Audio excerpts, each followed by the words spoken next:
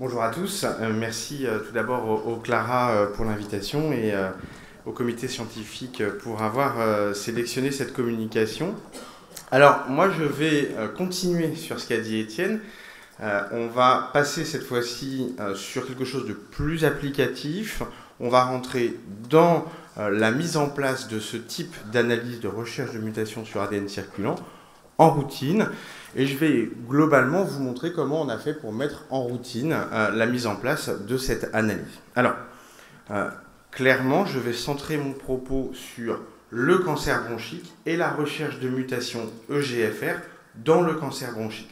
On verra les quelques applications, Étienne les a déjà brossées tout à l'heure, il y a beaucoup d'applications potentielles. Aujourd'hui, clairement, le modèle cancer bronchique, on va dire, est le plus solide, le plus robuste et le plus utile. C'est pour ça que j'ai choisi de concentrer le topo là-dessus, outre le fait que je suis pneumologue.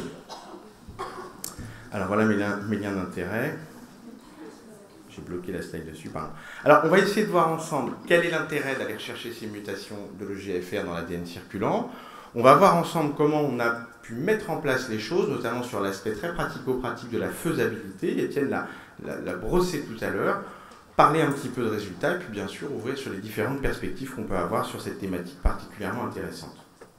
Alors, vous le savez, il y a une grande fréquence des drivers oncogéniques dans le cancer bronchique de la petite cellule, le plus fréquent étant CARAS, environ 30% des cas, malheureusement actuellement non ciblables. Le second plus fréquent étant la mutation EGFR, 12% des cas de cancer bronchique, c'est pas rien, on a 40 000 nouveaux cas de cancer bronchique chaque année en France, donc 12% environ de mutations EGFR. Des réarrangements de ALK dans environ 5% des cas, et puis d'autres altérations également, telles notamment BRAF qui est assez intéressante parce qu'on commence à pouvoir la cibler, 2% des cas, et ROS1 qui est également ciblable. Alors comme je vous le disais, EGFR est ciblable, et c'est ça qui est particulièrement important et intéressant, c'est qu'on a des traitements, des inhibiteurs des tyrosine kinases de l'EGFR, qui vont pouvoir traiter les cancers, les patients qui ont un cancer avec une mutation EGFR. Je vous ai mis ici 3 études, c'est la PFS. À chaque fois, on compare cet inhibiteur qui se prend par voie orale, que l'on compare à la chimiothérapie traditionnelle en première ligne.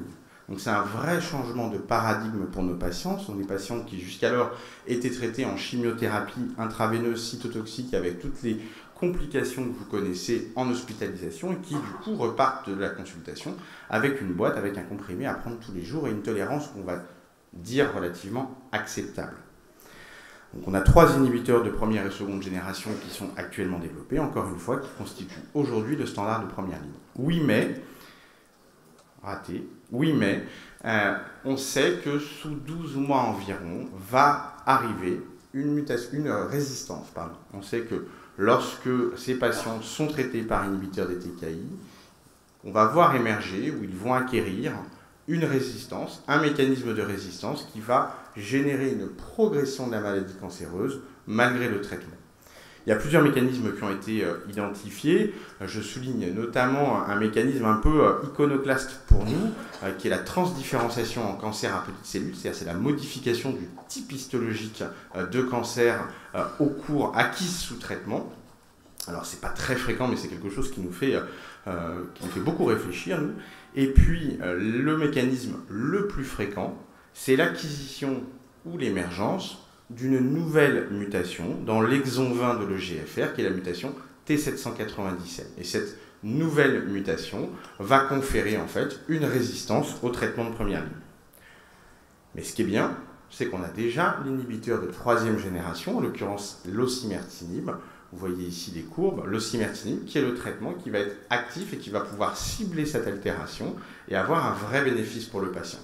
Ici, sur cette étude qui a été récemment publiée, l'osimertinib est prescrit en seconde ligne après un premier traitement par un inhibiteur des TKI de première ou deuxième génération, acquisition d'une mutation T797 et d'une progression, traitement osimertinib versus qui était notre standard jusqu'alors, à savoir la chimiothérapie cytotoxique, et très très clairement, l'osimertinib fait beaucoup mieux. Donc vous voyez qu'en quelque temps, on a la fréquence des mutations oncogéniques dans le cancer du poumon, 2, le ciblage, 3, malheureusement l'acquisition d'une résistance, 4, un nouveau ciblage. Donc vous voyez que d'emblée ici, commence à articuler les choses pour l'intérêt des biopsies liquides.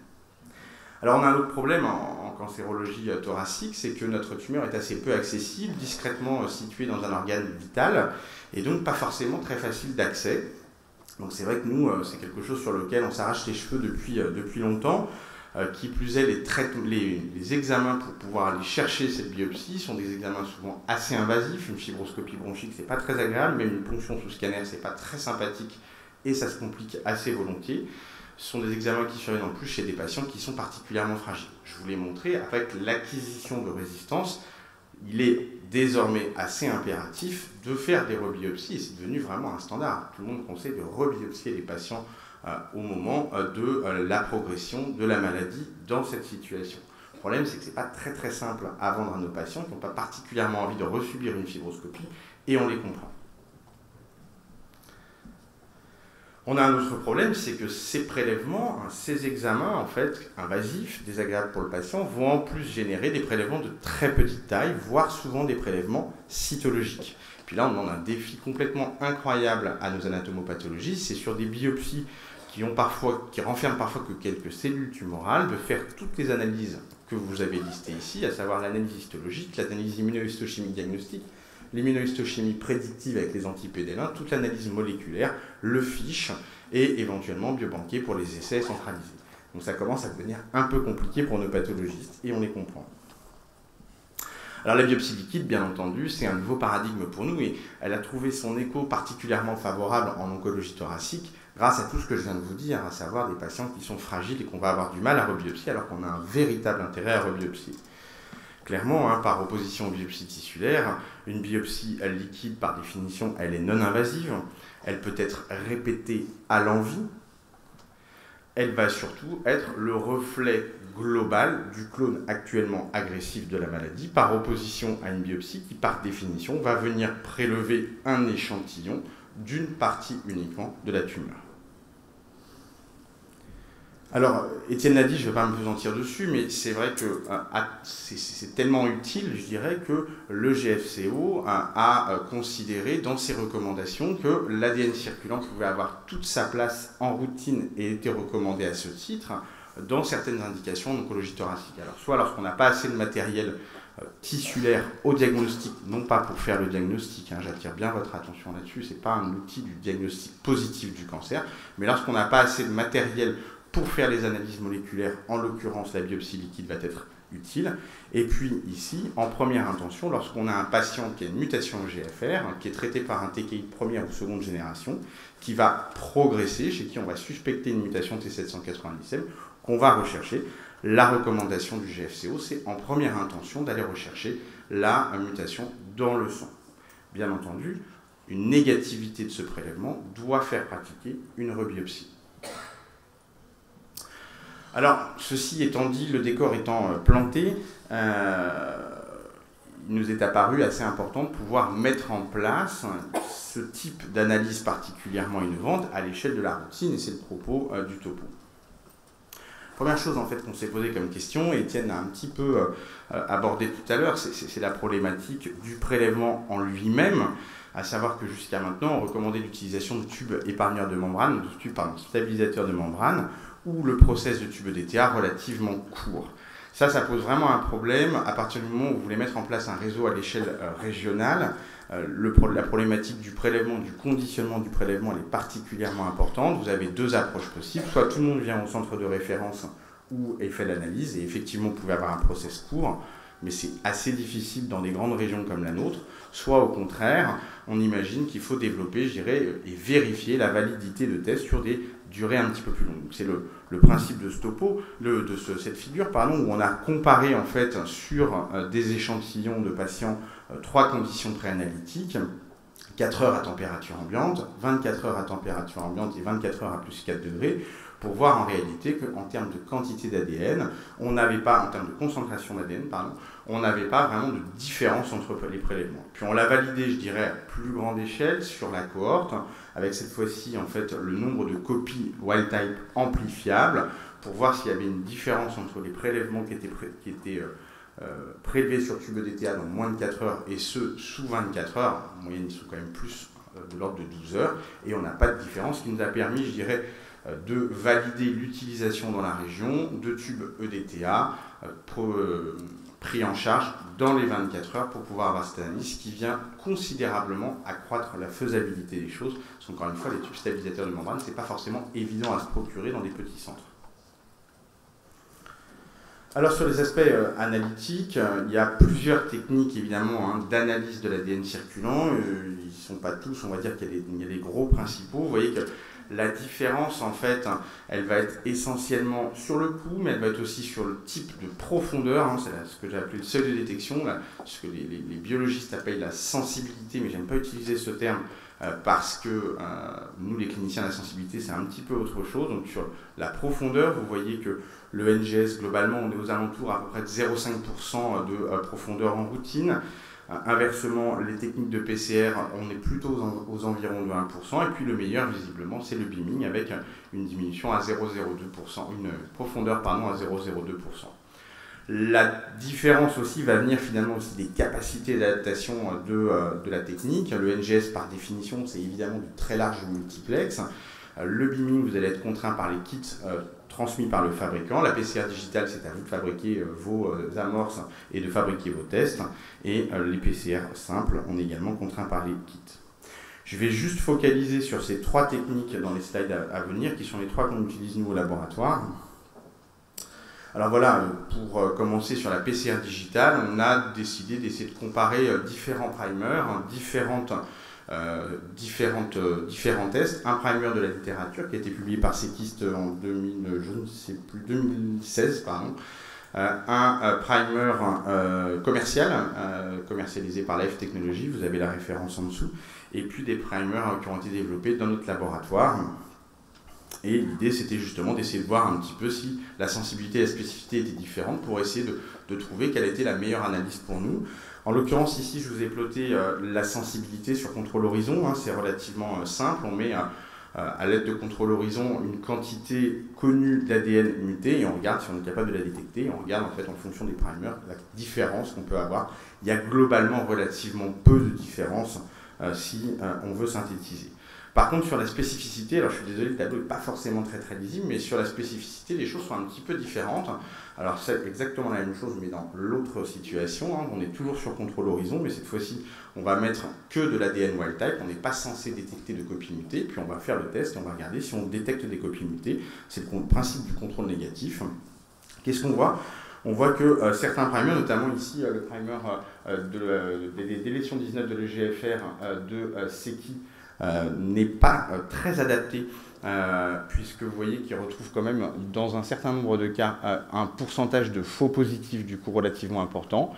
Inversement, on s'est rendu compte que globalement sur l'ensemble des tests qu'on a pu faire, notre seuil était à 4 copies, c'est-à-dire qu'on accepte en fait, si vous voulez, 4 copies faussement positives dans le prélèvement et à partir de la 5e, on considère que le prélèvement est véritablement positif avec une toute petite nuance sur T797, mais on y reviendra un peu plus loin. Alors juste pour vous parler également des autres méthodes, le NGS et le beaming, je ne vais pas m'étendre, déjà parce que j'ai pas beaucoup de temps, mais ensuite et surtout parce que Jessica Garcia a fait un très beau poster que je vous invite à aller voir, qui est pas dans le poumon en l'occurrence, qui est plutôt dans le côlon, mais qui compare ces différentes méthodes.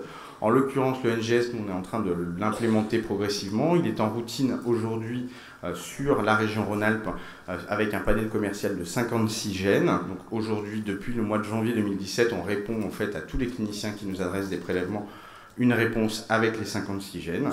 On est en train de l'étendre progressivement pour essayer d'approcher le panel tumeur solide. Sur le beaming, j'en parle pas parce que Jessica l'a pas mal détaillé. On est un peu off-topic avec le poumon parce que pour l'instant, il n'y a pas d'application sur le poumon, mais je vais quand même vous montrer 2-3 petites choses après. Alors, il a fallu aussi mettre en place un réseau. On s'est appuyé sur un réseau de cliniciens en oncologie thoracique avec lesquels on travaillait déjà. Et puis, on a mis en place en fait un réseau énormément basé sur l'éducation. On a fait beaucoup de réunions avec les cliniciens pour expliquer ce que c'était, comment ça s'interprétait, quel était l'intérêt, quel était le principe du workflow, comment est-ce qu'il fallait prélever le malade, comment est-ce qu'il fallait nous envoyer le prélèvement, sous quel délai ils allaient avoir le résultat, comment interpréter le compte-rendu. Donc ça, c'est vraiment un point, à mon avis, particulièrement clé, qui est véritablement l'éducation des prescripteurs. Et donc, on a mis en place un workflow qui fonctionne 7 jours sur 7, 24 heures sur 24. Si vous voulez prélever un ADN circulant à Moulins, en Auvergne, un dimanche à 4 heures du matin, vous pouvez. Ça n'a pas beaucoup d'intérêt, mais vous avez le droit de le faire. Alors sur le plan des résultats, ça c'est pour vous montrer un peu ce qu'on reçoit sur la plateforme. On reçoit à peu près 30 prélèvements par mois qui viennent à moitié-moitié des hospices civils de Lyon et moitié-moitié des CHU, CHG extérieurs de toute la grande région Auvergne-Rhône-Alpes, puisqu'on a un bout de Bourgogne et un bout de PACA également qui travaillent avec nous. Sur le plan de la spécificité, j'attire votre attention ici. Alors donc on a fait les mêmes, si vous voulez, l'espèce de même approche, mais cette fois-ci sur des vrais patients, on n'est plus sur des contrôles horizon. Donc on a comparé nos différents primers et nos différentes approches en PCR digital sur les patients qui arrivaient. Alors j'attire votre attention sur le primer de Life Technology pour L858R qui nous a donné de manière assez étonnante. Alors c'est des prélèvements à parier, hein, c'est les mêmes patients, qui nous a donné de manière assez étonnante en fait un nombre de faux positifs, ou du moins interprétés comme tel, relativement important. Concernant les autres, il n'y avait pas trop de différence. Le seuil ici est mis à 4 volontairement. Et sur T790M, on a un background également qui vient affleurer le 4 ou le 5 copies, avec toute la question de se dire, est-ce que c'est des faux positifs, ou est-ce que c'est tout simplement un clone qui est en train d'émerger, et sauf qu'il émerge de manière assez discrète, et qu'on est, je dirais, au début de l'émergence du clone, donc juste à la limite de la détection. Donc sur T790M, qui est vraiment le prélèvement à la progression, on est toujours un peu plus prudent sur l'interprétation. La sensibilité, il n'y a vraiment pas de grosse différence, encore une fois. Donc nous, on a fait le choix de bannir en fait le primer de Life Technology pour L858R, et puis pour celui que je vous ai montré tout à l'heure également, le primer de Seki en délétion de l'exon 19, mais du coup de réaliser de manière systématique en duplicat avec 2 techniques différentes tous les prélèvements pour avoir vraiment un résultat. On est encore une fois, on est en routine, hein, donc l'idée c'est vraiment d'avoir une assurance qualité, d'avoir une certitude sur le diagnostic. C'est pas tout à fait la même chose que le translationnel, on est vraiment sur de la routine, donc on a un duplicat systématiquement, ça fait qu'on travaille sur 2 x 3 ml de plasma, donc on travaille en réalité sur 4 tubes EDTA de 5 ml. Je me suis trompé. Alors, en ce qui concerne la comparaison de méthodes, on a sur quelques prélèvements pu regarder le prélèvement FFPE, le prélèvement en PCR digital, le prélèvement en beaming et le prélèvement en NGS. Alors, je vous montre 2 tableaux, je suis désolé, ils ne sont pas toujours très visibles. Globalement, les encadrés verts, c'est ce qui favorise la PCR digitale, les bleus, c'est ce qui favorise le beaming, et les oranges, il n'y en a pas ici, c'est ce qui favorise le NGS. Globalement, le message à retenir, il est relativement simple. Clairement, le NGS fait moins bien que la PCR digitale, qui fait elle-même moins bien que le beaming. En d'autres termes, la meilleure technique pour aller détecter une mutation, récupérer, c'est le beaming.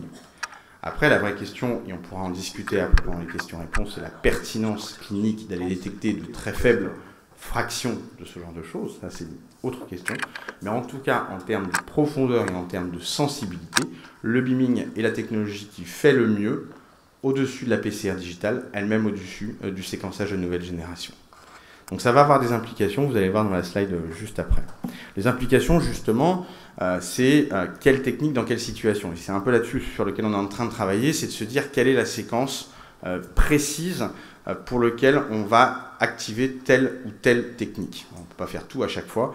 Globalement, c'est vrai que pour un screening initial, pour un diagnostic initial, on va plutôt être sur une forte masse tumorale, c'est des patients métastatiques, donc on est plutôt sur du NGS. Par contre, quand on veut chercher quelque chose de très précis, par exemple la T790M, on sera peut-être plus sur de la PCR digitale, voire sur du beaming. Le monitoring de l'efficacité du traitement, Étienne en a parlé, alors c'est peut-être un peu gadget par rapport à ce qu'on a aujourd'hui, à savoir le scanner et l'examen clinique, mais malgré tout, c'est vrai qu'on voit bien que la fraction mutée dans le sang va suivre l'évolution du patient. Vous voyez ici une patiente qui est en réponse quasi complète, qui après une petite augmentation temporaire assez logique liée à la nécrose sous traitement dans son sang, a négativé complètement son clone muté dans le sang, et on peut suivre en fait la négativation de ce clone muté comme le font les hématologues, je dirais, au quotidien. À l'inverse ici, patient qui progresse, et vous voyez bien la fraction qui augmente. Détection précoce des mécanismes de résistance, ça c'est un vrai enjeu à mon avis, d'essayer de voir si on peut détecter dans le sang précocement des mécanismes qui vont générer une résistance. Pareil, quelle est la pertinence, quelle est Comment est-ce qu'il faut le positionner par rapport à la vraie progression du malade, ça on peut en discuter. Les autres cibles, les autres modèles tumoraux, c'est à l'infini bien entendu. Les autres échantillons, Étienne en a parlé. L'urine, personnellement, je trouve ça un peu gadget parce qu'on ne récupère pas forcément beaucoup plus de prélèvements que ce qu'on a, de positivité par rapport au sang. C'est vrai que c'est un peu plus simple, mais personnellement, je trouve ça un petit peu gadget. Le liquide céphalorachidien, sans conteste, est absolument majeur dans les progressions cérébrales exclusives, notamment si vous recherchez une T797, donc c'est quelque chose qu'on fait vraiment en routine. Il faut vraiment y penser. Un patient progresseur exclusif au niveau cérébral chez un EGFR muté, il faut aller chercher son T797, non pas dans le sang, vous pouvez le chercher dans le sang, mais surtout dans le LCR, parce qu'il y a plus de chances de le retrouver à cet endroit-là.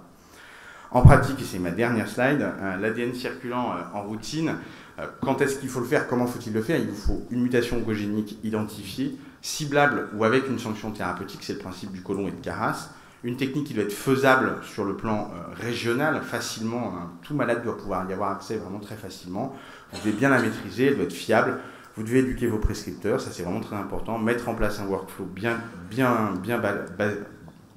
bordé, je vais y arriver.